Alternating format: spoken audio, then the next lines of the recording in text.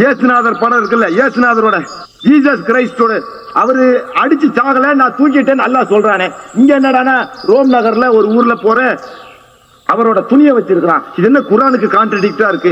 அல்லல்லா, என் குரான் தெளிவானதாச்சே, நேரானதாச்சே, அதுல விளக்கம் நிறைய இருக்கு, என்ன அல்ல இப்படி ஆயிப்போச்சு, நான் குழம்பிட்டேன். சரித்திரத்துல நடந்த ஒரு உண்மை சம்பவத்தை மாற்றணும்னு நினைச்சா குழப்பம் தான் வரும். இன்னைக்கு இந்த உலகத்துல வாழ்கிற கோடிக்கணக்கான கிறிஸ்தவர்கள் இந்த ஒரு துணியை பார்த்து தான் இயேசு கிறிஸ்து மரித்தார் என்று நம்புறாங்கன்னு சொல்ல வரீங்க. சில காரியங்களை கண்டு விசுவாசிக்கிறவர்களை பார்க்கலாம், காணாமல் இந்த வார்த்தைகளை கொண்டு விசுவாசிக்கிறவர்கள் பாக்கியவான்கள் என்று இயேசு சொல்லி இருக்கிறார். ஈஸியா உங்களுக்கு புரியுற மாதிரி சொல்றேன். நம்ம பைபிள்ல இயேசு கிறிஸ்து மரித்து 3ஆம் நாள் உயிரோடு எழுந்தாருன்னு போட்டிருக்கு. ஆனால் அதே நேரம் குரான்ல ஈசா நபி மரிக்கவில்லை, அல்லாஹ் அவரை உயிரோடு காப்பாத்திக்கிட்டான்னு போட்டிருக்கு. இயேசு கிறிஸ்துவின் இந்த உலக வாழ்க்கைக்கு அப்புறம், அதாவது சுமார் 500 ஆண்டுகளுக்கு பின் வந்த குரான்ல சொல்லப்பட்டிருக்கிறத கண்மூடித்தனமா நம்புறீங்க. ஆனால் இயேசுவோடு கூட வாழ்ந்த 4 சீசர்கள் உண்டு.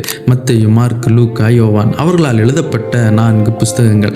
அதில் சொல்லப்பட்டிருக்கிறத உங்களால் நம்ப முடியாம போனது ஆச்சரியமா இருக்கு.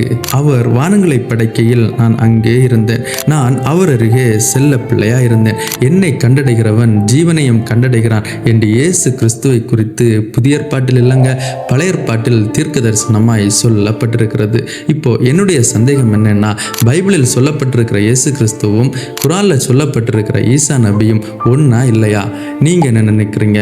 கமெண்ட்ல சொல்லுங்க.